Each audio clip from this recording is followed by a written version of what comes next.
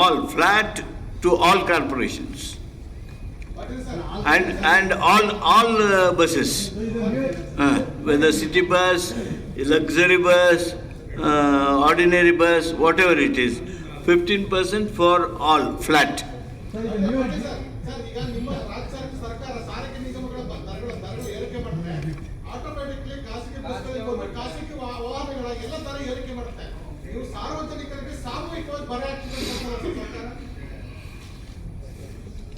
ಆಯ್ತು, ಅದು ನಿಮ್ಮ ಅಭಿಪ್ರಾಯ. ಆಯ್ತು,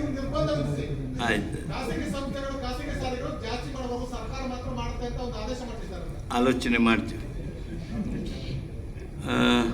ಆರ್ಥಿಕ ಇಲಾಖೆಯವರು ಭಾರತ ಸರ್ಕಾರದ ಆರ್ಥಿಕ ಸಚಿವಾಲಯವು ವಿಶೇಷ ಬಂಡವಾಳ ನೆರವಿನ ಯೋಜನೆಯ ಅಡಿ ಕರ್ನಾಟಕ ರಾಜ್ಯಕ್ಕೆ ಬಂಡವಾಳ ವೆಚ್ಚಕ್ಕಾಗಿ ದೀರ್ಘಾವಧಿ ಸಾಲದ ರೂಪದಲ್ಲಿ ನೀಡಿರತಕ್ಕಂಥ 137 ಕೋಟಿ ರೂಪಾಯಿಗಳ ಅನುದಾನವನ್ನು ವಿನಿಯೋಗಿಸಲು ಆಡಳಿತಾತ್ಮಕ ಅನುಮೋದನೆಯನ್ನು ಸಚಿವ ಸಂಪುಟ ನೀಡಿತು.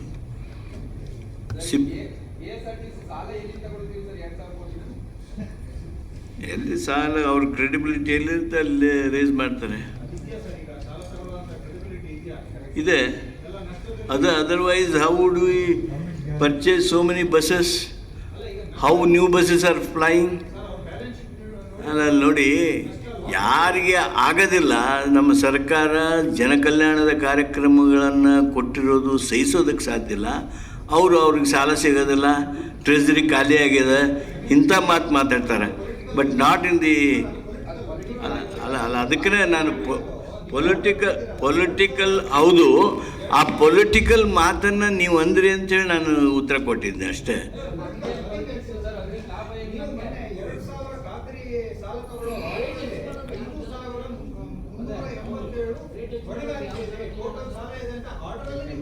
ಹೌದು, ಆ ಹೊಣೆಗಾರಿಕೆ ಇದ್ದಾಗ್ಯೂ ಅವರಿಗೆ ಸಾಲ ಪಡೆಯುವ ಸಾಮರ್ಥ್ಯ ಇದೆ. ಯಾವ ಸಾಮರ್ಥ್ಯದ ಮೇಲೇ ಅವರು ಹೊಂದಿರತಕ್ಕಂಥ ವಿಶ್ವಾಸಾರ್ಹತೆ ಹಿನ್ನೆಲೆಯೊಳಗೆ ಅವರು ಸಾಲವನ್ನು ಪಡೆದುಕೊಳ್ತಾರೆ. ಆ ಸಾಲಕ್ಕೆ ಸರ್ಕಾರ ಗ್ಯಾರಂಟಿ ಕೊಡ್ತದೆ. ಈ ಸರ್ಕಾರದ ಗ್ಯಾರಂಟಿಯಿಂದನೂ ಅವರಿಗೆ ಹೊರೆ ಕಡಿಮೆ ಆಗೋದಿಲ್ಲಲ್ಲ. ಅದಕ್ಕೆ ಸನ್ಮಾನ್ಯ ಮುಖ್ಯಮಂತ್ರಿಗಳು ತಮ್ಮ ಬಜೆಟ್ ಭಾಷಣದಲ್ಲಿ ಪರಿಹಾರವನ್ನು ಒದಗಿಸಲಿದ್ದಾರೆ.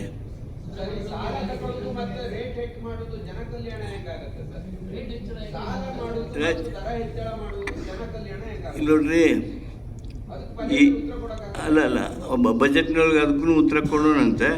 ಆದರೆ ಈ ಸಂದರ್ಭದಲ್ಲಿ ಇಷ್ಟೇ ಹೇಳ್ತೀನಿ, ಜನಕಲ್ಯಾಣದ ಕಾರ್ಯಕ್ರಮಗಳೊಳಗೆ ಕೆಲವು ಭಾಗವನ್ನು ಕೆಲವರು ಹೊರೆ ಹೊತ್ಕೋಬೇಕಾಗ್ತದೆ. ಈ ಗ್ಯಾರಂಟಿಗಳ ಮೂಲಕ ನಾವು ಸಾಕಷ್ಟು ಅನುಕೂಲತೆಗಳನ್ನು ಮಾಡಿದ್ದೇವೆ. ಅದರ ಜೊತೆಗೇ ಅಭಿವೃದ್ಧಿ ಸಹಿತ ನಮ್ಮ ಗಮನದಲ್ಲಿರಬೇಕು. ಆಮೇಲೆ ಹೊರೆಯನ್ನು ಸರಿದೂಗಿಸಿಕೊಳ್ಳುವಂಥ ವ್ಯಾವಹಾರಿಕತೆಯೂ ಇರಬೇಕು. ಆ ಹಿನ್ನೆಲೆಯಲ್ಲಿ ಈ ನಿರ್ಣಯವನ್ನು ತೆಗೆದುಕೊಂಡಿದ್ದೇವೆ. ಸಿಬ್ಬಂದಿ ಮತ್ತು ಆಡಳಿತ ಸುಧಾರಣೆ ಇಲಾಖೆಯೊಳಗೆ ಪ್ರಭುಶಂಕರ್ ಆರ್ ಅವರನ್ನು ಸರ್ಕಾರದ ಜಂಟಿ ಕಾರ್ಯದರ್ಶಿ, ಕರ್ನಾಟಕ ಸರ್ಕಾರ ಸಚಿವಾಲಯ ಇವರನ್ನು ಮಾನ್ಯ ರಾಜ್ಯಪಾಲರ ಸಚಿವಾಲಯದಲ್ಲಿ ಮಾನ್ಯ ರಾಜ್ಯಪಾಲರ ವಿಶೇಷ ಕಾರ್ಯದರ್ಶಿ ಹುದ್ದೆಯಲ್ಲಿ ಗುತ್ತಿಗೆ ಆಧಾರದ ಮೇಲೆ ನೇಮಿಸಿರುವ ಬಗ್ಗೆ ದಿನಾಂಕ 31/12/2024 ಹೊರಡಿಸಿರ್ತಕ್ಕಂಥ ಸರ್ಕಾರಿ ಆದೇಶಕ್ಕೆ ಘಟನೋತ್ತರ ಅನುಮೋದನೆಯನ್ನು ಸಚಿವ ಸಂಪುಟ ನೀಡಿತು.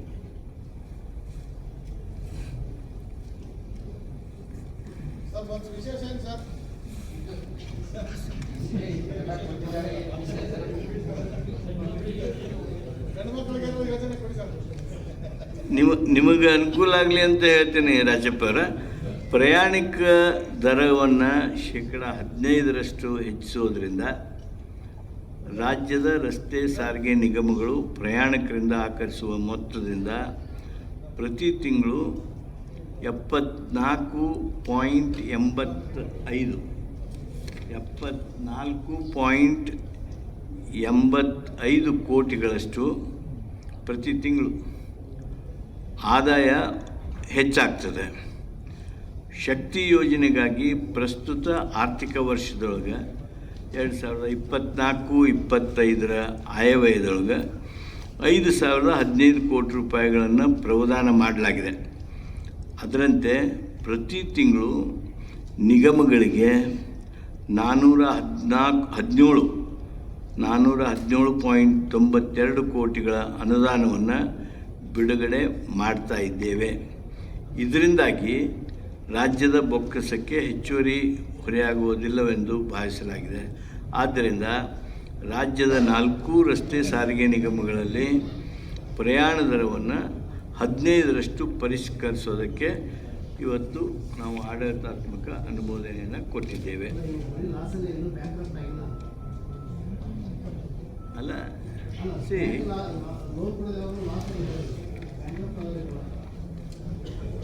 neither the corporation will go bankrupt nor government exchequer will become empty. Mind you, we are the best finance managed state. ಕರ್ನಾಟಕಕ್ಕಿಂತ ಇನ್ನೊಂದು ಇಲ್ಲೈತೆ ನೋಡ್ರಿ, ಭಾಳ ಒಳ್ಳೆಯದು. Physical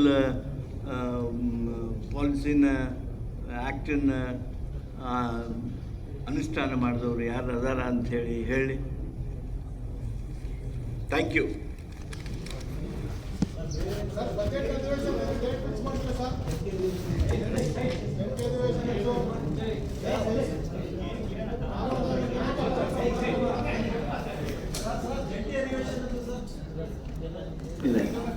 We have not decided today. Today we have not decided. We have discussed about when the budget should be placed, but date will be announced by the Chief Minister.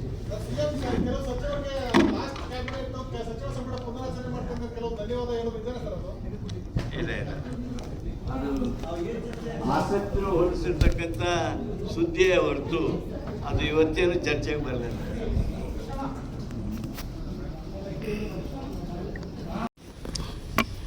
ಇವತ್ತು ನಮ್ಮ ಸಚಿವ ಸಂಪುಟ 23 ವಿಷಯಗಳನ್ನು ಪರಿಶೀಲಿಸಿ ನಿರ್ಣಯ ತೆಗೆದುಕೊಂಡಿದೆ. ಪಶುಸಂಗೋಪನೆ ಇಲಾಖೆ ಮತ್ತು ಮೀನುಗಾರಿಕೆ ಇಲಾಖೆ ಕೇಂದ್ರ ಪುರಸ್ಕೃತ ಯೋಜನೆಯೊಳಗೆ ಉಡುಪಿ ಜಿಲ್ಲೆಯ ಹೆಜಮಾಡಿ ಕೋಡಿಯಲ್ಲಿನ ಮೀನುಗಾರಿಕೆ ಬಂದರು ನಿರ್ಮಾಣ ಕಾಮಗಾರಿಯ 209.13 ಕೋಟಿ ರೂಪಾಯಿಗಳ ಪರಿಷ್ಕೃತ ಅಂದಾಜಿಗೆ ಆಡಳಿತಾತ್ಮಕ ಅನುಮೋದನೆಯನ್ನು ಕ್ಯಾಬಿನೆಟ್ ನೀಡಿತು. ಮೊದಲು ಈ ಮೊತ್ತ 188.73 ಕೋಟಿಗಳಿತ್ತು. ಅದು ಅಗತ್ಯವಿರ್ತಕ್ಕಂಥ ಜಮೀನನ್ನು ಭೂ ಸ್ವಾಧೀನ ಮಾಡಿಕೊಂಡಿದ್ದರ ಕಾರಣ ಮೀಸಲಿಟ್ಟಿದ್ದ ರಾಜ್ಯದ ಪಾಲಿನ ಒಳಗೆ ನಾವು 21 ಕೋಟಿ ರೂಪಾಯಿ ಹೆಚ್ಚು ಕೊಡಬೇಕಾಗಿ ಬಂತು. ಆ ಹೆಚ್ಚಳವಾಗಿದ್ದರಿಂದ ಇವತ್ತು 209.13 ಕೋಟಿ ರೂಪಾಯಿಗಳಿಗೆ ಈ ಹೆಜಮಾಡಿ ಕೋಡಿಯಲ್ಲಿನ ಮೀನುಗಾರಿಕೆ ಬಂದರು ನಿರ್ಮಾಣ ಕಾಮಗಾರಿಯನ್ನು ಆಡಳಿತಾತ್ಮಕ ಅನುಮೋದನೆಯನ್ನು ನೀಡಿದ್ದೇವೆ. ಪಶುಸಂಗೋಪನೆ ಮತ್ತು ಮೀನುಗಾರಿಕೆ ಇಲಾಖೆಯೊಳಗೆ ಕೇಂದ್ರ ಪುರಸ್ಕೃತ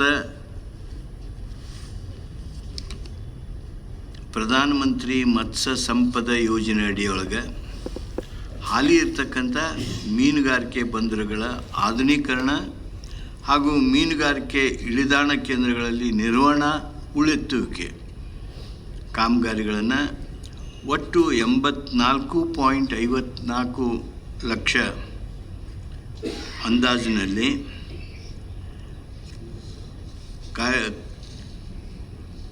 ಈ ಕಾರ್ಯಕ್ರಮ ಕೈಗೊಳ್ಳುವುದಕ್ಕೆ ಆಡಳಿತಾತ್ಮಕ ಮಂಜೂರಿಯನ್ನು ಸಚಿವ ಸಂಪುಟ ನೀಡಿತು. ಮತ್ತು ಪಶುಸಂಗೋಪನೆ ಮತ್ತು ಮೀನುಗಾರಿಕೆ ಇಲಾಖೆ 2022-23ನೇ ಸಾಲಿನೊಳಗೆ ಈ ಆಯವ್ಯಯದಲ್ಲಿ ಘೋಷಣೆ ಆಗಿರ್ತಕ್ಕಂಥ ಹೊಸ ಗೋಶಾಲೆಗಳ ಪ್ರಾರಂಭ ಅಥವಾ ನಿರ್ಮಾಣ ಇವುಗಳನ್ನು ಪ್ರಸ್ತುತ ಕಾರ್ಯನಿರ್ವಹಿಸ್ತಕ್ಕಂಥ ಗೋಶಾಲೆಗಳನ್ನು ಬಲವರ್ಧನೆಗೊಳಿಸೋದನ್ನು ಹಿಡ್ಕೊಂಡು ಉಳಿಕೆಯಾಗಿರುವ 10,50,00,000 ರೂಪಾಯಿಗಳ ಅನುದಾನವನ್ನು ಅವಶ್ಯವಿರುವ 14 ಜಿಲ್ಲೆಗಳಲ್ಲಿ ಗೋಶಾಲೆಗಳ ಬಲವರ್ಧನೆ ಅಭಿವೃದ್ಧಿ ಕಾಮಗಾರಿಗಳನ್ನು ಕೈಗೊಳ್ಳುವುದಕ್ಕೆ ಆಡಳಿತಾತ್ಮಕ ಮಂಜೂರಿಯನ್ನು ನೀಡಲಾಗಿದೆ. ಕರ್ನಾಟಕ ಕೈಗಾರಿಕಾ ಪ್ರದೇಶಾಭಿವೃದ್ಧಿ ವಾಣಿಜ್ಯ ಮತ್ತು ಕೈಗಾರಿಕಾ ಇಲಾಖೆಯೊಳಗೆ KID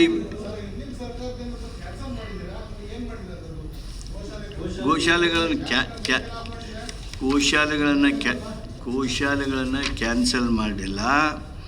22-23ನೇ ಸಾಲಿನ ಆಯವ್ಯಯದೊಳಗೆ ಘೋಷಣೆಯಾಗಿದ್ದಂಥ ಹೊಸ ಗೋಶಾಲೆಗಳ ಪ್ರಾರಂಭ ನಿರ್ಮಾಣ ಎಂಬುದನ್ನು ಪ್ರಸ್ತುತ ಕಾರ್ಯನಿರ್ವಹಿಸ್ತಕ್ಕಂಥ ಗೋಶಾಲೆಗಳನ್ನು ಬಲವರ್ಧನೆಗೊಳಿಸೋದಕ್ಕಾಗಿ ಅಂಥೇಳಿ ಮಾರ್ಪಾಡು ಮಾಡಿ 10,50,00,000 ರೂಪಾಯಿನ 14 ಜಿಲ್ಲಾ ಗೋಶಾಲೆಗಳೊಳಗೆ ವ್ಯಯ ಮಾಡೋದಕ್ಕೆ ಅನುಮತಿಯನ್ನು ಕೊಟ್ಟಿದೆ. ವಾಣಿಜ್ಯ ಮತ್ತು ಕೈಗಾರಿಕಾ ಇಲಾಖೆ ಕರ್ನಾಟಕ ಅಲ್ಲ ಈಗ ಇರ್ತಕ್ಕಂಥ 10,50,00,000 ರೂಪಾಯಿದನ್ನು 14 ಗೋಶಾಲೆ ಕಾಮಗಾರಿ ನೋಡ್ರಿ. ಇದರೊಳಗೆ ಹೊಸದಾಗಿ 35 ಗೋಶಾಲೆ ಕಾಮಗಾರಿಗಳನ್ನು ಪ್ರಾರಂಭಿಸಲಾಗಿದೆ. 14 ಗೋಶಾಲೆಗಳ ಕಾಮಗಾರಿಗಳು ಪೂರ್ಣಗೊಂಡಿವೆ. ಈ ಗೋಶಾಲೆಗಳಿಗೆ ಯಾವುದೇ ಜಾನುವಾರುಗಳು ಸೇರ್ಪಡೆಯಾಗದ ಕಾರಣ ಹೊಸ ಗೋಶಾಲೆಗಳನ್ನು ಪ್ರಾರಂಭಿಸುವ ಬದಲಾಗಿ ಪ್ರಸ್ತುತ ಜಾನುವಾರುಗಳನ್ನು ನಿರ್ವಹಣೆ ಮಾಡುತ್ತಿರುವ ಗೋಶಾಲೆಗಳನ್ನು ಬಲವರ್ಧನೆ ಮಾಡಲು ಈ ಹಣವನ್ನು ಉಪಯೋಗಿಸಲಾಗ್ತದೆ. ಅಗತ್ಯ ಇಲ್ಲದ ಕಡೆ ನಿರ್ಮಾಣ ಆಗಿದ್ದು ಅಂತಾನೆ ಆಯ್ತಲ್ಲ, ಅಲ್ಲಿ ಗೋವುಗಳು ಬಂದಿಲ್ಲ. ವಾಣಿಜ್ಯ ಮತ್ತು ಕೈಗಾರಿಕಾ ಇಲಾಖೆ ಕರ್ನಾಟಕ ಕೈಗಾರಿಕಾ ಪ್ರದೇಶಾಭಿವೃದ್ಧಿ ಮಂಡಳಿಯ ಹಣಕಾಸು ಸಂಸ್ಥೆಗಳಿಂದ ಪಡೆಯುವ ಸಾಲದ ಮಿತಿಯನ್ನು ಇಲ್ಲಿವರೆಗೆ ಪ್ರಸ್ತುತ 500 ಕೋಟಿ ರೂಪಾಯಿಗಳಿತ್ತು. ಅದನ್ನು 5,000 ಕೋಟಿ ರೂಪಾಯಿಗಳಿಗೆ ಹೆಚ್ಚಿಸುವ ಬಗ್ಗೆ ಇವತ್ತಿನ ಸಚಿವ ಸಂಪುಟ ಅನುಮೋದನೆಯನ್ನು ನೀಡಿದೆ. ನಮ್ಮ KIDB ಅವರು ಏನು ಹೆಚ್ಚುವರಿಯಾಗಿ ಜಮೀನು ಪಡೆದುಕೊಂಡಿದ್ದಾರೆ, ಏನು ಜಮೀನುಗಳನ್ನು ಖರೀದಿ ಮಾಡಿದ್ದು ಬಾಕಿ ಇವೆ, ಆ ಬಾಕಿಗಳನ್ನೆಲ್ಲ ತೀರಿಸೋದಕ್ಕಾಗಿ ಹಾಗೂ ಅಗತ್ಯವಿರ್ತಕ್ಕಂಥ ಹೆಚ್ಚುವರಿಯಾಗಿರ್ತಕ್ಕಂಥ ಜಮೀನೇನು ಖರೀದಿ ಮಾಡ್ತಾ ಇದ್ದಾರೆ ಅದನ್ನು ನೀಗಿಸೋದ್ರ ಸಲುವಾಗಿ 500ರಿಂದ 5,000 ಕೋಟಿ ರೂಪಾಯಿಯನ್ನು ಹೆಚ್ಚಿಸ್ತಾ ಇದ್ದೀವಿ. ಸಿಬ್ಬಂದಿ ಮತ್ತು ಆಡಳಿತ ಸುಧಾರಣೆ ಇಲಾಖೆಯವರು ತಂದಂಥ ಇವತ್ತು ಭಾರತ ಸಂವಿಧಾನದ ಅನುಚ್ಛೇದ 171(3) ಪ್ರಕಾರ ಕರ್ನಾಟಕ ರಾಜ್ಯ ವಿಧಾನ ಪರಿಷತ್ತಿಗೆ ಒಂದು ಸ್ಥಾನ ನಾಮನಿರ್ದೇಶನ ಮಾಡುವಂಥ ಬಗ್ಗೆ ಸಚಿವ ಸಂಪುಟದಲ್ಲಿ ಈ ವಿಷಯ ಬಂತು. ತಿಪ್ಪೇಸ್ವಾಮಿ ಅವರು ನಿವೃತ್ತಿ ಆಗ್ತಾಯಿದ್ದಾರೆ. ಆ ಜಾಗೆಯನ್ನು ನಾಮಕರಣ ಮಾಡೋದಕ್ಕೆ ಮಾನ್ಯ ಮುಖ್ಯಮಂತ್ರಿಗಳಿಗೆ ಅಧಿಕಾರವನ್ನು ನೀಡಲಾಯಿತು. ಅಲ್ಲ, ಅವು ಈಗಾಗಲೇ we have authorise chief minister. ಇದು ಒಂದೇ ಲಾಸ್ಟ್ ಇತ್ತು. ಇದೀಗ ಅದೇ ಮಾಡಿದ್ದೀವಿ. ಅಲ್ಲ, ಇದು ತಿಪ್ಪೇಸ್ವಾಮಿಯವರು ಈಗ ರಿಟೈರ್ ಆದ್ರಿ. ತಿಪ್ಪೇಸ್ವಾಮಿಯವರು ಈಗ ರಿಟೈರ್ ಆದರು. ಹಿಂದೆ 2 ಸಲನೂ ಮಾಡಿದ್ವಿ, ಮತ್ತು ಇದನ್ನು ಮಾಡಿದ್ವಿ. ಒಟ್ಟು 4 ಸ್ಥಾನಗಳಿಗೆ ಬೇಗ ಮಾಡ್ತಾರೆ. ಉನ್ನತ ಶಿಕ್ಷಣ ಇಲಾಖೆಯವರು ತಂದಂಥ ಚಿಕ್ಕಬಳ್ಳಾಪುರ ಜಿಲ್ಲೆ ಚಿಂತಾಮಣಿ ತಾಲೂಕಿನೊಳಗೆ ವಡಗನಹಳ್ಳಿ ಗ್ರಾಮದಲ್ಲಿ ವಿಶ್ವೇಶ್ವರಯ್ಯ ತಾಂತ್ರಿಕ ವಿಶ್ವವಿದ್ಯಾಲಯದ ಘಟಕ ಕಾಲೇಜಿನ ಕಟ್ಟಡ ಕಾಮಗಾರಿಗಳನ್ನು 149.79 ಕೋಟಿ ರೂಪಾಯಿಗಳ ಅಂದಾಜು ವೆಚ್ಚದಲ್ಲಿ ಕೈಗೊಳ್ಳುವುದಕ್ಕೆ ಆಡಳಿತಾತ್ಮಕ ಅನುಮೋದನೆಯನ್ನು ರಾಜ್ಯ ಸಚಿವ ಸಂಪುಟ ಇವತ್ತು ನೀಡಿತು. ಸಣ್ಣ ನೀರಾವರಿ ಮತ್ತು ಅಂತರ್ಜಲ ಅಭಿವೃದ್ಧಿ ಇಲಾಖೆ, ಕರ್ನಾಟಕ ಸಣ್ಣ ನೀರಾವರಿ ಇಲಾಖೆ ಸೇವೆಗಳ ವೃಂದ ಮತ್ತು ನೇಮಕಾತಿ C&R ರೂಲ್ಸ್ ನಿಯಮಗಳು 2024 ಏನು ರೂಪಿಸಿದ್ದಾರೆ ಅದಕ್ಕೆ ಸಚಿವ ಸಂಪುಟ ಅನುಮೋದನೆ ನೀಡಿತು. ಸಣ್ಣ ನೀರಾವರಿ ಮತ್ತು ಅಂತರ್ಜಲ ಅಭಿವೃದ್ಧಿ ಇಲಾಖೆ ಅಂದರೆ ವಾಟರ್ ರಿಸೋರ್ಸಸ್ ಡಿಪಾರ್ಟ್ಮೆಂಟ್ನಲ್ಲಿ ಈ ಮೈನರ್ ಇರಿಗೇಷನ್ ಡಿಪಾರ್ಟ್ಮೆಂಟ್ ಇತ್ತು ಮೊದಲು. ಈಗ that is separated and made A separate department. That's why every department should have C&R rules. 11 ವರ್ಷದಿಂದ ಅಲ್ಲಿ ರೂಲ್ಸ್ ಆಗಿರಲಿಲ್ಲ. 2013 ಸಪ್ರೇಟ್ ಆಗಿತ್ತು ಡಿಪಾರ್ಟ್ಮೆಂಟು. ಆ ಡಿಪಾರ್ಟ್ಮೆಂಟು ಹೊಸದ ಆದಮೇಲೆ ಏನು ಆಗಿರಲಿಲ್ಲ, ಅದಕ್ಕೆ ಅದನ್ನು C&R rules for minor irrigation and water resources ದವ್ರಿಗೆ ಸಣ್ಣ ನೀರಾವರಿ ಮತ್ತು ಅಂತರ್ಜಲ ಅಭಿವೃದ್ಧಿ minor irrigation and underground water development separate department. ನಗರಾಭಿವೃದ್ಧಿ ಇಲಾಖೆಯವರು ಬೃಹತ್ ಬೆಂಗಳೂರು ಮಹಾನಗರ ಪಾಲಿಕೆ ವ್ಯಾಪ್ತಿಯಲ್ಲಿನ 2018-19 ಸಾಲಿನೊಳಗೆ ಕೈಗೆತ್ತಿಕೊಳ್ಳೋದ್ರ ಸಲುವಾಗಿ 3ನೇ ಹಂತದ ಆಯ್ದ ರಸ್ತೆಗಳ ವೈಟ್ ಟಾಪಿಂಗ್ ಪ್ಯಾಕೇಜ್ 2 and 6 ವರೆಗಿನ ಕಾಮಗಾರಿಗಳಿಗೆ ಸಂಬಂಧಿಸಿದ ಆದೇಶಗಳನ್ನು ಹಿಂಪಡೆಯುವುದನ್ನು ರಾಜ್ಯ ಸರ್ಕಾರ ಇವತ್ತು ನಿರ್ಣಯಿಸಿತು. ಇದಕ್ಕೆ ಟೆಂಡರ್ಗಳನ್ನು ಕರೆದಿದ್ದರು. ಆ ಟೆಂಡರ್ಗಳನ್ನು ಸಹಿತ ರದ್ದುಪಡಿಸೋದನ್ನು ಮಾಡಲಾಗಿದೆ.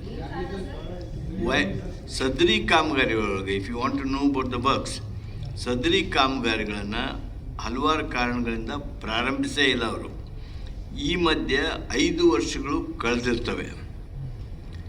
ಈ 5 ವರ್ಷಗಳಲ್ಲಿ 3ನೇ ಹಂತದ ವೈಟ್ ಟಾಪಿಂಗ್ ಯೋಜನೆಯಡಿ ಉದ್ದೇಶಿಸಲಾಗಿದ್ದ ರಸ್ತೆಗಳ ಪೈಕಿ ಹಲವು ರಸ್ತೆಗಳನ್ನು ಡಾಂಬರೀಕರಣ ಮಾಡ್ಯಾರ. ಈ ರಸ್ತೆಗಳನ್ನು ಸಹಿತ ನಿರ್ವಹಣಾ ಅವಧಿಯಲ್ಲಿ ಇರುವುದರಿಂದ ಪ್ಯಾಕೇಜ್ 2 to 6 ರಲ್ಲಿ ಕಾಮಗಾರಿಗಳಿಗೆ ಈ ಹಿಂದೆ ಕರೆಯಲಾಗಿದ್ದ ಟೆಂಡರ್ಗಳನ್ನು ರದ್ದುಪಡಿಸಿ ಕಾರ್ಯಾದೇಶ ಮತ್ತು ಒಪ್ಪಿಗೆ ಪತ್ರಗಳನ್ನು ಹಿಂಪಡೆಯಲು ಪ್ರಸ್ತಾಪಿಸಲಾಗಿತ್ತು. ಇದು ನೋಡಿ, ಒಟ್ಟು ಪ್ರಸ್ತಾಪಿತ ವೆಚ್ಚ 1,172 ಕೋಟಿ ಇತ್ತು. 92 ರಸ್ತೆಗಳ ವೈಟ್ ಟಾಪಿಂಗ್ ಕಾಮಗಾರಿಯ ಈ ಒಂದು ಒಟ್ಟು ಪ್ರಪೋಸಲ್. ಒಟ್ಟು 119 ಕಿಲೋಮೀಟರ್.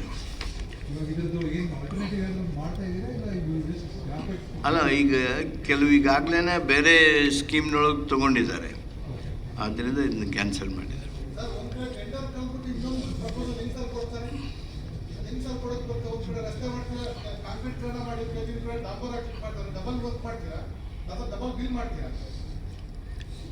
ಈಗಾಗಲೇ ಹಂಗೆ ಆಗಬಾರ್ದು ಅಂತ ಹೇಳಿನೇ ಈ ಟೆಂಡರ್ ರದ್ದು ಮಾಡಿದ್ದೇವೆ.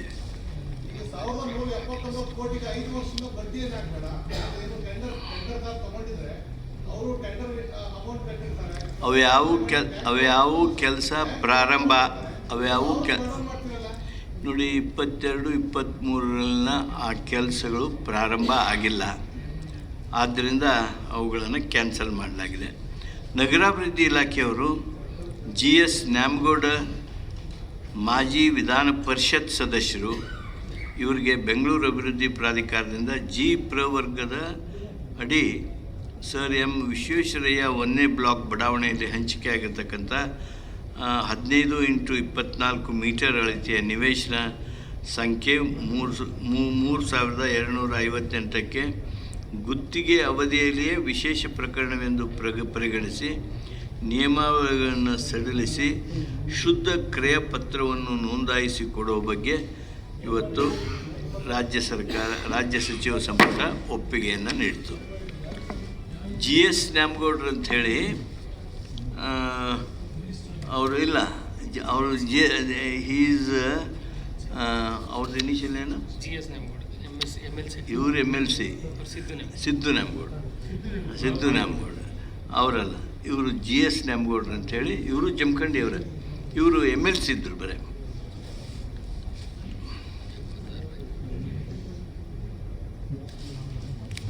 ನ್ಯಾಮಗೌಡ್ರ ಬಗ್ಗೆ ನಿಮಗೆ ಬೇಕಂದರೆ GS ನ್ಯಾಮಗೌಡ್ರಿಗೆ 72 ವಯಸ್ಸಾಗಿದೆ. ಕರ್ನಾಟಕ ನಗರಾಭಿವೃದ್ಧಿ ಇಲಾಖೆಯವರು ಕರ್ನಾಟಕ ಕಾರ್ಯನಿರತ ಪತ್ರಕರ್ತರ ಸಂಘ ದಾವಣಗೆರೆ ಇವರಿಗೆ ದಾವಣಗೆರೆ ಹರಿಹರ ನಗರಾಭಿವೃದ್ಧಿ ಪ್ರಾಧಿಕಾರದಿಂದ ದಾವಣಗೆರೆ ತಾಲೂಕು ಅವರಗೆರೆ ಗ್ರಾಮದ ಅನುಮೋದಿತ ಖಾಸಗಿ ವಸತಿ ಬಡಾವಣೆಯಲ್ಲಿ ಹಂಚಿಕೆಯಾಗಿರುವ 591.43 ಚದರ ಕಿಲೋಮೀಟರ್ ವಿಸ್ತೀರ್ಣದ ನಾಗರಿಕ ಸೌಲಭ್ಯ ನಿವೇಶನಕ್ಕೆ ರಿಯಾಯಿತಿ ದರ, ಅಂದರೆ ಅದರ ಒಟ್ಟು ದರ ಏನಿದೆ ಆ ಒಟ್ಟು ದರದ 39,31,697 ರೂಪಾಯಿ ಇದೆ. ಅದರದ್ದು 10% ತಗೊಂಡು ಅವರಿಗೆ ಉಳಿದ 90% ರಿಯಾಯಿತಿ ಕೊಟ್ಟು ಅವ್ರಿಗೆ ಕೊಡಬೇಕು ಅಂಥೇಳಿ ರಾಜ್ಯ ಸಚಿವ ಸಂಪುಟ ಇವತ್ತು ನಿರ್ಣಯಿಸಿತು. ಅದನ್ನು ಕೊಟ್ಟಿದ್ದಾರೆ. 39 ಲಕ್ಷ ತುಂಬಬೇಕಾಗಿತ್ತು, ಅವರು 3,50,000 ರೂಪಾಯಿ ತುಂಬಿದ್ರು. ಅದಕ್ಕೆ ಅವ್ರಿಗೆ 90% ರಿಯಾಯಿತಿ ಕೊಟ್ಟು 3.91 ಅವ್ರು ತುಂಬಬೇಕು, ಇನ್ನೊಂದು 50,000 ರೂಪಾಯಿ ತುಂಬಬೇಕಾಗುತ್ತೆ. ಅವರಿಗೆ ಅಷ್ಟು ದರದೊಳಗೆ ಅದನ್ನ ಕೊಡಲಾಗಿದೆ. ದಾವಣಗೆರೆ ಹರಿಹರ ನಗರಾಭಿವೃದ್ಧಿ ಪ್ರಾಧಿಕಾರದಿಂದ ನಾಯಕ ವಿದ್ಯಾರ್ಥಿ ನಿಲಯ ದಾವಣಗೆರೆಯವರಿಗೆ 30 ವರ್ಷಗಳ ಅವಧಿಗೆ ಗುತ್ತಿಗೆ ಆಧಾರದ ಮೇಲೆ ಹಂಚಿಕೆಯಾಗಿರ್ತಕ್ಕಂಥ 523 ಚದರ ಕಿಲೋಮೀಟರ್ ವಿಸ್ತಾರದ ನಾಗರಿಕ ಸೌಲಭ್ಯ ನಿವೇಶನವನ್ನು ರಿಯಾಯಿತಿ ದರದಲ್ಲಿ, ಅಂದರೆ 10% ದರದಲ್ಲಿ ಅವರಿಗೆ ನೀಡಲಾಗಿದೆ. ಅದರ ಒಟ್ಟು ಕಿಮ್ಮತ್ತು 34,83,000 ಇತ್ತು.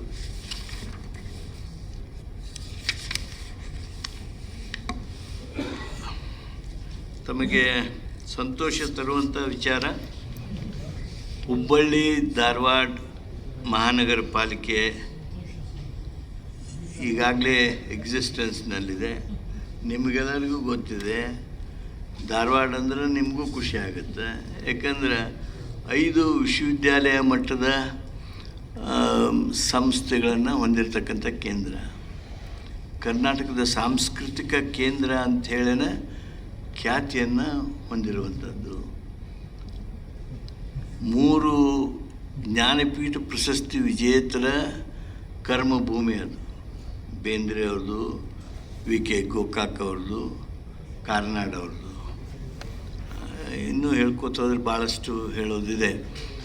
ಅಂಥ ನಗರದ ಧಾರವಾಡವನ್ನು, ಆ ಸಾಂಸ್ಕೃತಿಕ ಕೇಂದ್ರವನ್ನು, ವಿದ್ಯಾಕಾಶಿ ಅಂಥೇಳಿನ ಪ್ರಸಿದ್ಧಿ ಪಡೆದಿರ್ತಕ್ಕಂಥ ಧಾರವಾಡವನ್ನು ಪ್ರತ್ಯೇಕ ಧಾರವಾಡ ಮಹಾನಗರ ಪಾಲಿಕೆಯನ್ನಾಗಿ ರಚಿಸುವ ಬಗ್ಗೆ ರಾಜ್ಯ ಸಚಿವ ಸಂಪುಟ ಇವತ್ತು ನಿರ್ಣಯವನ್ನು ತೆಗೆದುಕೊಳ್ಳಿ. ಇಮಿಡಿಯೇಟ್ಲಿ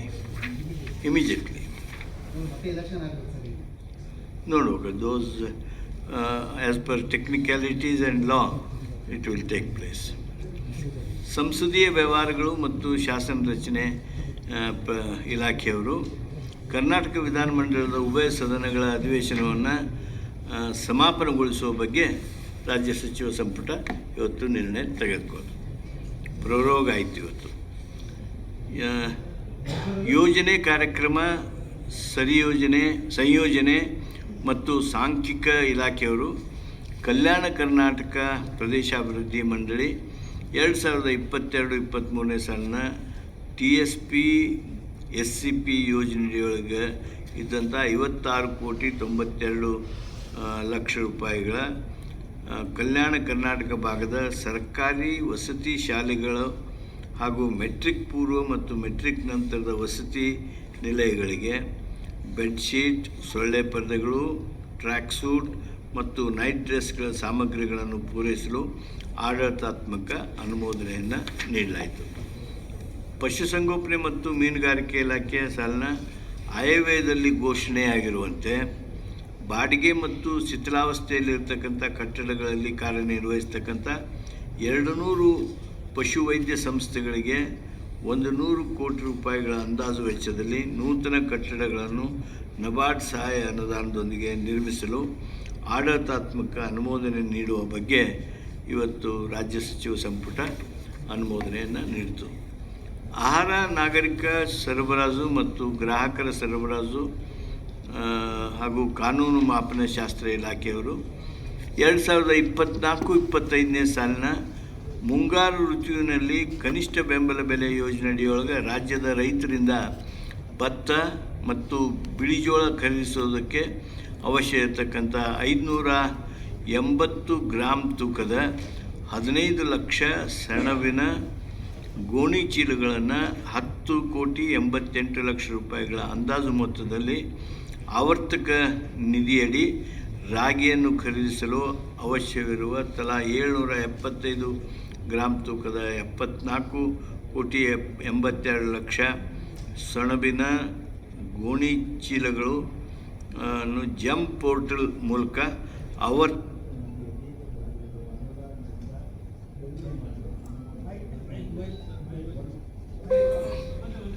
ಒಂದು ಸಣ್ಣದು ತಪ್ಪಾಯಿತು. 775 ಗ್ರಾಂ ತೂಕದ 74.82 ಲಕ್ಷ ಸೆಣಬಿನ ಗೋಣಿ ಚೀಲಗಳನ್ನು ಜಮ್ ಪೋರ್ಟಲ್ ಮೂಲಕ ಸಾರಿಗೆ ಇಲಾಖೆಯವರು ಮೈಸೂರು ಬನ್ನಿ ಮಂಟಪದಲ್ಲಿ ಆಧುನಿಕ ಬಸ್ ನಿಲ್ದಾಣವನ್ನು ಒಟ್ಟು 120 ಕೋಟಿಗಳ ಅಂದಾಜು ಮೊತ್ತದಲ್ಲಿ ಮಂಜೂರಿಯನ್ನು ಇವತ್ತು ಸಚಿವ ಸಂಪುಟ ನೀಡಿದೆ.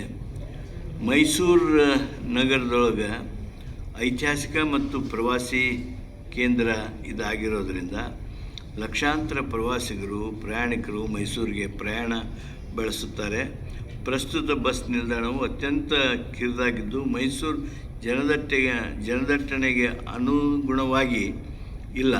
ಸದರಿ ಬಸ್ ನಿಲ್ದಾಣದಿಂದ 3500 ಆಗಮನ ನಿರ್ಗಮನಗಳಿದ್ದು ಪ್ರಸ್ತುತ ವ್ಯವಸ್ಥೆಯನ್ನು ಸಮರ್ಪಕವೆನಿಸಿರುವುದಿಲ್ಲ. ಆದ್ದರಿಂದ ಹೊಸ ಬಸ್ ನಿಲ್ದಾಣವನ್ನು ಕಟ್ಟಬೇಕು ಅಂತೇಳಿ ನಿರ್ಣಯ ಮಾಡಿದ್ದೇವೆ. ಸಾರಿಗೆ ಇಲಾಖೆ ರಾಜ್ಯದ 4 ಸಾರಿಗೆ ಸಂಸ್ಥೆಗಳಾದ ಕರ್ನಾಟಕ ರಾಜ್ಯ ಸಾರಿಗೆ ನಿಗಮ ಬೆಂಗಳೂರು ಮಹಾನಗರ ಸಾರಿಗೆ ಸಂಸ್ಥೆ, ಬೆಂಗಳೂರು ಮಹಾನಗರ ಸಾರಿಗೆ ಸಂಸ್ಥೆ, KSRTC,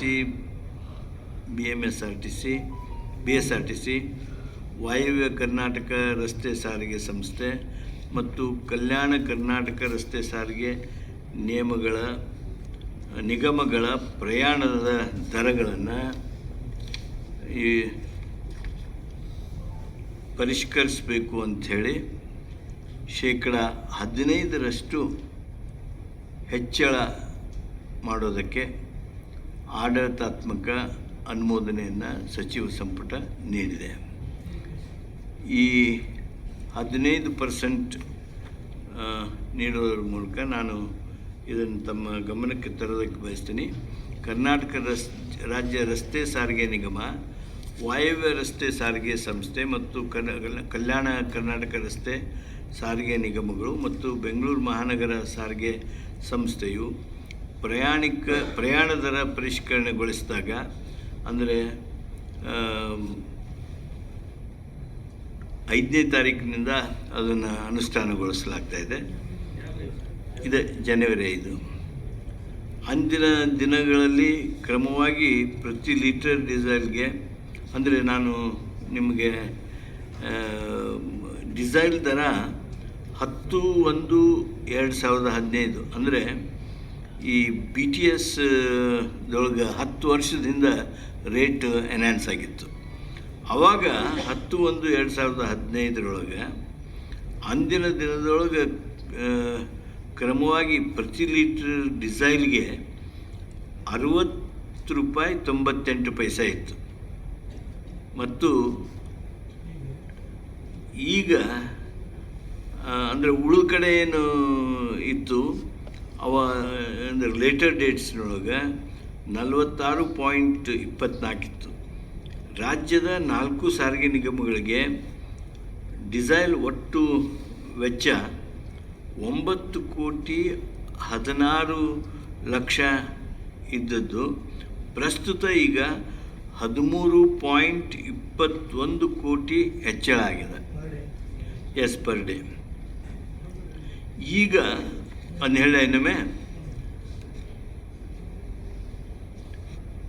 10/1/2015 ಅಂದಿನ ದಿನಗಳಲ್ಲಿ ಕ್ರಮವಾಗಿ ಪ್ರತಿ ಡೀಸೆಲ್ಗೆ 60.98 ಲಕ್ಷ ಮತ್ತು 46.24 ಲಕ್ಷ ಇತ್ತು. ಅಂದರೆ ವೇರಿಯೇಷನ್ ಬಿಟ್ವೀನ್ ದೋಸ್ ಡೇಸ್. ರಾಜ್ಯದ 4 ಸಾರಿಗೆ ನಿಗಮಗಳಿಗೆ ಡೀಸೆಲ್ ಒಟ್ಟು ವೆಚ್ಚವು 9.16 ಕೋಟಿ ಇತ್ತು. ಪ್ರಸ್ತುತ ಈಗ 13.21 ಕೋಟಿಗೆ ಹೆಚ್ಚಳ ಆಗಿದೆ. ಈ 4 ಸಾರಿಗೆ ಸಂಸ್ಥೆಗಳಿಂದ ಪ್ರತಿದಿನ ಸಿಬ್ಬಂದಿ ವೆಚ್ಚವು 12.85 ಕೋಟಿ ಇದ್ದದ್ದು ಪ್ರಸ್ತುತ 18.36 ಕೋಟಿಯಾಗಿದೆ. ಪ್ರತಿದಿನ 9.56 ಕೋಟಿ ಹೆಚ್ಚುವರಿ ಹೊರೆ ಉಂಟಾಗಿದೆ. ಆ ಹಿನ್ನೆಲೆಯೊಳಗೆ ಈ ದರದ ಪರಿಷ್ಕರಣೆ ಅಗತ್ಯ ಇತ್ತು. ಅವರು it was discussed between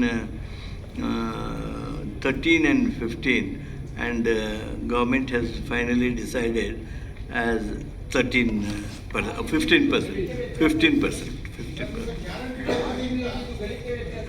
Guarantee will continue. Shakti will continue.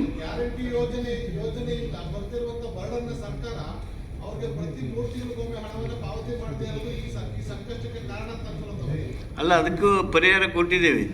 4 ಸಾರಿಗೆ ಸಂಸ್ಥೆಗಳಿಗೆ ಭವಿಷ್ಯ ನಿಧಿ ಬಾಕಿ ಹಾಗೂ ಇಂಧನ ಬಾಕಿ ಹೊಣೆಗಾರಿಕೆಯನ್ನು ಪಾವತಿಸೋದಕ್ಕಾಗಿ ಒಟ್ಟು 2,000 ಕೋಟಿ ರೂಪಾಯಿಗಳನ್ನು ಸರ್ಕಾರದ ಖಾತ್ರಿ ಅಥವಾ ಗ್ಯಾರಂಟಿಯೊಂದಿಗೆ ಹಣಕಾಸು ಸಂಸ್ಥೆಗಳಿಂದ ಸಾಲ ಪಡೆಯಲು ದಿನಾಂಕ 31/12/2024 ಹೊರಡಿಸಿರ್ತಕ್ಕಂಥ ಸರ್ಕಾರಿ ಆದೇಶಕ್ಕೆ ಘಟನೋತ್ತರ ಅನುಮೋದನೆಯನ್ನು ನೀಡಿದ್ದೇವೆ.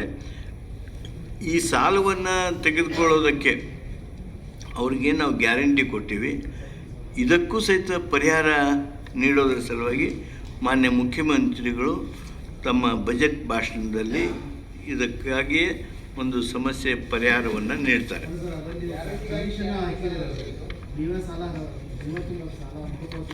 ಅಲ್ಲ, ಅಷ್ಟಾಗಿನೂ ಅವ್ರು ತೊಂದರೆ ಒಳಗಿದ್ರೆ ನಮ್ಮ ಗ್ಯಾರಂಟಿ ಸಲುವಾಗಿ ನಾವು ಅದನ್ನು ಸರ್ಕಾರ ತುಂಬ್ತೀವಿ.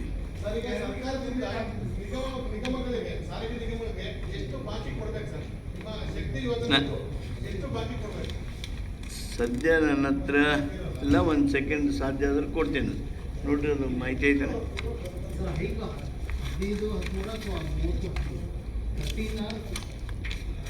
13 we discussed between 13 to 15. The cabinet has arrived at a decision of 15%, looking at the prices prevailing in Andhra Pradesh, Telangana and Maharashtra. After even this rise of 15% will be lesser than any of these 3 states.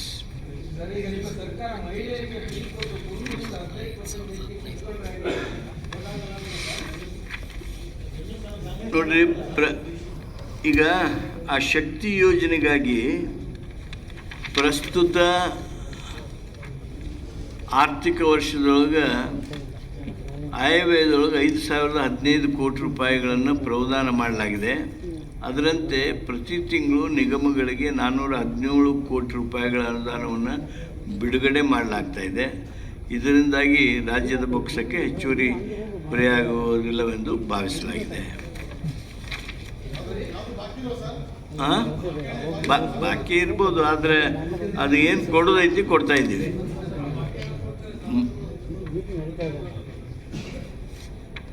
ಬರ್ಬೋದು, ಅವ್ರಿಗೆ ಹೊಸ bus ತೊಗೊಳಕ್ಕೆ ಬೇಕಲ್ರಿ. ಆಮೇಲೆ PF ಕೊಡಾಕಬೇಕು. ಅಲ್ಲ, ಅದಕ್ಕೇನು ಸಮಸ್ಯೆಗಳೇನಾದರೂ ಸೃಷ್ಟಿಯಾಗಿದ್ದರೆ ಅವುಗಳಿಗಾಗಿ ಏನು ಪರಿಹಾರ ಅನ್ನೋದನ್ನು ಬಜೆಟ್ನಲ್ಲಿ ಸನ್ಮಾನ್ಯ ಮುಖ್ಯಮಂತ್ರಿಗಳು ಪರಿಹಾರ ನೀಡ್ತಾರೆ. ಎಸ್,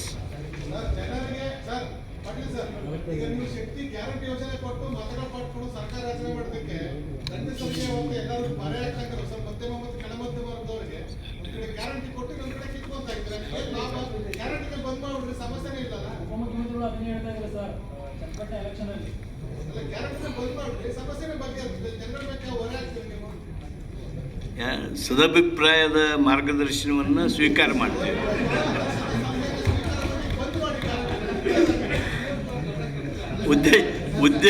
ಉದ್ದೇಶ ಸರಿ ಇರಲಿಲ್ಲ ಅಂದರೆ ಅದನ್ನು ತಿರಸ್ಕಾರ ಮಾಡ್ತೇವೆ.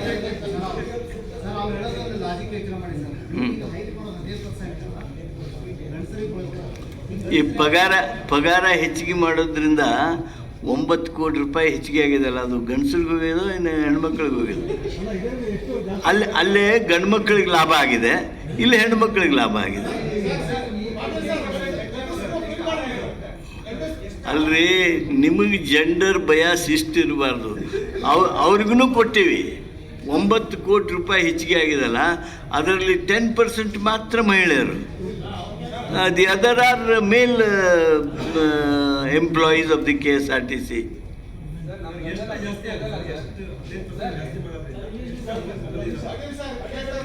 ಹೇಳಿದೆ ನಾನು ನಿಮ್ಗೆ, but I will repeat it.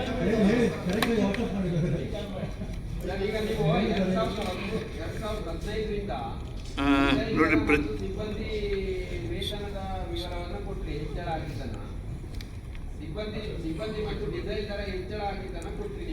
no, see, that was an argument when he said ನೀವು ಲೇಡೀಸ್ಗೆ ಕನ್ಸೆಷನ್ ಕೊಟ್ಟು ಗಂಡು ಮಕ್ಕಳಿಗೆ ಹೆಚ್ಚು ಚಾರ್ಜ್ ಮಾಡಿದ್ರಿ ಅಂತ ಹೇಳಿದ್ರು ಅವರು.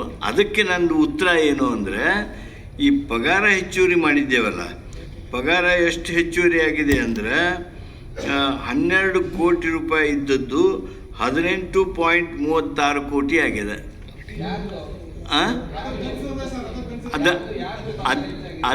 KSRTC ಎಂಪ್ಲಾಯೀಸ್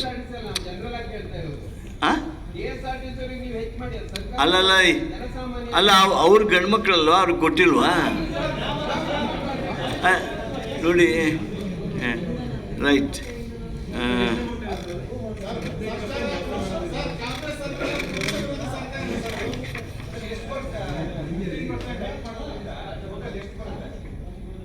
ಈಗ ಪ್ರತಿದಿನ 9.56 ಕೋಟಿ ಹೆಚ್ಚುವರಿ ಹೊರೆ ಆಗ್ತಾ ಇದೆ.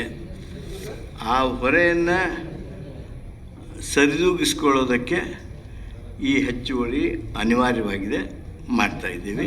ಇದನ್ನು ಇಷ್ಟು ಮಾಡಿದಾಗೂ ಸಹಿತ ನಾವು 3 ರಾಜ್ಯಗಳಲ್ಲಿ, ತೆಲಂಗಾಣ, ಮಹಾರಾಷ್ಟ್ರ, ಆಂಧ್ರ ಪ್ರದೇಶ್, ಇಲ್ಲೆಲ್ಲ ಅದು ಅವ್ರಿಗಿಂತ ಕಡಿಮೆನೇ ಇರ್ತೇವೆ.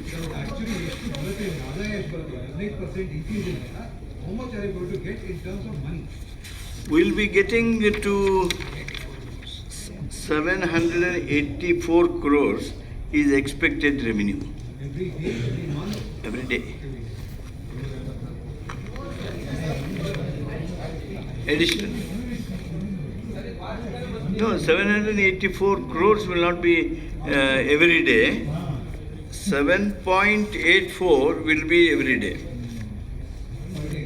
And our deficit as of now is 9.86. It will be around 7.84. But I stand to be corrected if I get further information. ಅಲ್ಲ ಅದನ್ನು ಮಾಡಿದ್ದಾರೆ, ಅದನ್ನು ಮಾಡಿದ್ದು ಕೊಟ್ಟೆ ನಿಮ್ಗೆ.